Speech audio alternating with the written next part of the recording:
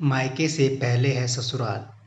शांति जी जब रोटी बना रही थी कि तभी किसी ने दरवाजे की बैल बजाई। बेचारी शांति रसोई घर में अपने हाथों में लगे आटे से भरे हाथों के धोने तक लगातार दरवाजे की कुंडी बज रही थी। वह लगातार बोल रही थी, थोड़ा रुको, मैं आ रही हूँ। अब इस उम्र में वह भाग कर जा भी नहीं सकती थी दरवाज़ा खोलने के लिए। जैसे ही उसने दरवाज़ा खोला और सामने देखा तो उसकी बेटी अदिति दरवाजे के बाहर खड़ी थी।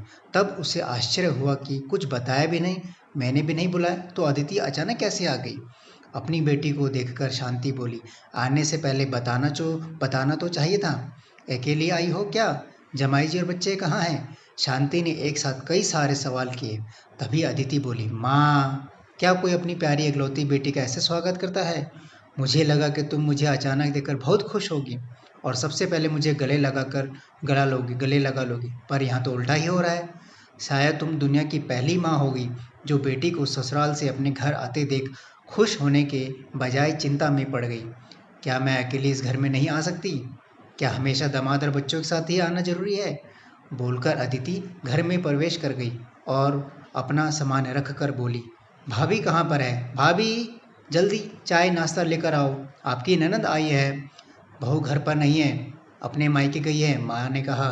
अच्छा, इसलिए तुम घर संभाल रही हो और खाना बना रही हो। माँ, तुम्हारी बहू के तो बड़े ठाठ हैं। बहू मौज से घूम रही है और सास घर संभाल रही हैं। देखो ना, आपने बहू के आने से पहले ही खाना बना कर रखा है। उसे घर आकर कुछ भी काम करने की ज़रूरत ही नहीं पड़ेगी। बड़े नसीब लेकर आई है आपकी बहू। और एक मैं हूँ जिसे उसकी सास कभी एक गिलास पानी भी नहीं पूछती। अदिति ने ताना मारते हुए कहा, बेटा, प्यार और इज्जत ऐसी चीज़ है जो हम पहले किसी को देते हैं, फिर उससे अपेक्षा रखते हैं कि वह भी हमें वापस दे। माँ ने उसे समझाते हुए कहा। माँ ने आगे कहा, हर एक लड़की को अपने ससुराल में जगह बनानी पड़ती है। वहाँ कुछ भी आसानी से नहीं मिलता। तुम अपनी सास से एक गिलास पानी की अपेक्षा करती हो। तुम तो उनकी बहू हो, फिर भी तुमने कभी उन्हें एक गिलास पानी दिया है क्या? तुम शादी के बाद ससुराल में रही ही कितने दिन? जब तुम्हारे मन को लगा तब अपने बैग भरी और सीधा मायके आ गई। मायका और ससुराल एक ही शहर में है, इसका मतलब ऐसा नहीं होता कि तुम जब चाहो तब मायके आ जाओ और चाहो उतने दिन रहकर वापस ससुराल चली जाओ। मायके में भी बेटी को मान सम्मान तभी मिलता है जब बेटी ससुराल का मान सम्मान रखकर मायके में कुछ दिनों के लिए आती है, तभी उसे मान सम्मान मिलता है। ऐसा हर रोज बिन बुलाए कोई कारण न होते हुए भी कोई बेटी मायके आती होगी तो उसको साधारण पूछताछ भी कोई करता नहीं। और तुम मेरी बहू को बोलती हो ना, तुम तो मेरी बहू की बराबरी ही मत करो। वह कभी भी बुलाए बिना अपनी मायके नहीं जाती और गई भी तो वहाँ की कोई भी बात वह कुछ नहीं बोलती। वह जब घर में रहती है तब वह मुझे घर में कोई काम भी हाथ लगाने को नहीं देती। अब मेरी इच्छा से घर के काम कर रही हूँ, वह मुझे काम करने को नहीं कह गई। अपनी बेटी को माँ के सिवाय अच्छा और कौन समझ सकता है? मुझे तुम्हारा स्वभाव अच्छी तरह से पता है। तुम्हारे ससुराल में सब लोग अच्छे हैं, तुम ही उनके साथ मिलजुल कर रहना नहीं चाहती। ससुराल तो ससुराल होता है और मायका तो मायका होता है। मायके में घर का काम अपनी मर्जी से होता है। ससुराल में सबसे पहले सबका दिल जीतना पड़ता है, सबको अपना बनाना पड़ता है। उसके लिए छोटों से लेकर बड़ों तक सबको प्यार करना पड़ता है। सबकी पसंद नापसंद का ध्यान रखना पड़ता है। सबसे प्यार से बोलकर सबको उनके घर के कामों में मदद करनी पड़ती है। तभी सब लोग घर में आई नई बहू को स्वीकार करते हैं, उसे अपना मानते हैं। तुम जिम्मेदारी लेने को तैयार नहीं, इसलिए रोज रोज मायके चली आती हो। यहाँ आकर भी वही करती हो। अभी की बात देख लो, घर में कदम रखा नहीं उतने में भाभी को ऑर्डर देना शुरू कर दिया, भाभी मुझे चाय नाश्ता लेकर आओ। वह व्यक्ति घर में है या नहीं, वह कैसी है, उसकी तबीयत कैसी है, वह पूछना भी जरूरी नहीं समझा।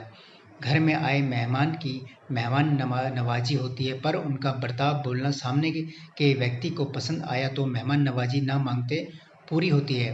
पर तुम्हारा ऐसा बर्ताव मुझे ही पसंद नहीं आता तो तुम्हारे ससुराल के लोगों को कैसे पसंद आएगा?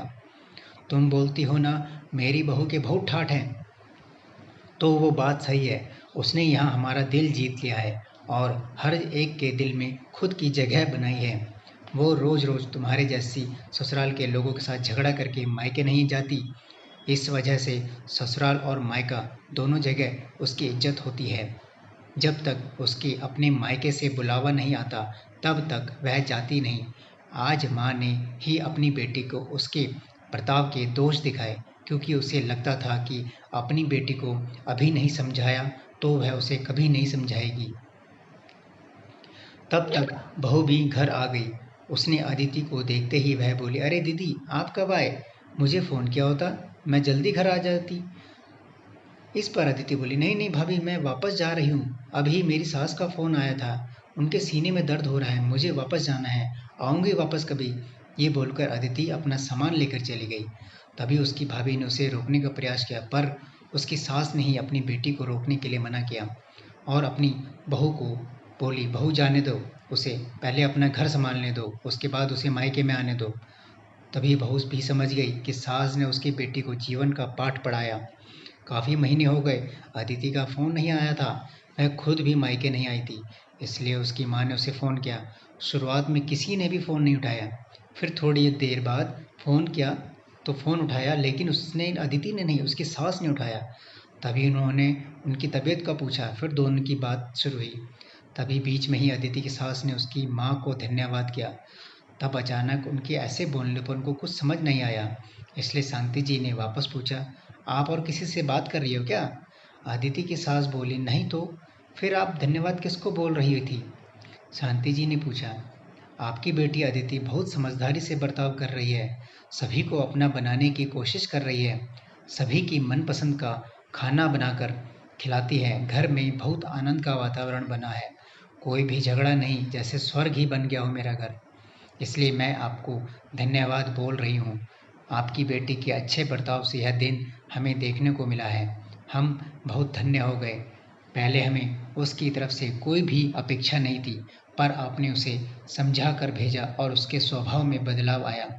आज उसी अदिति को मायके जाना तो दूर की बात है, फ़ोन पर बोलने के लिए भी उसके पास वक्त नहीं है। वह अपनी गृहस्थी में व्यस्त हो गई है। दोस्तों, कहानी का सार है, बेटियों को बार बार बिना बुलाए अपने मायके नहीं जाना चाहिए और माँ को भी अपनी बेटियों को समझाना चाहिए कि पहले उनका ससुराल है, तब मायका। इससे बेटियों के घर परिवार में झगड़ा नहीं होगा और कोई भी घर टूटेगा नहीं।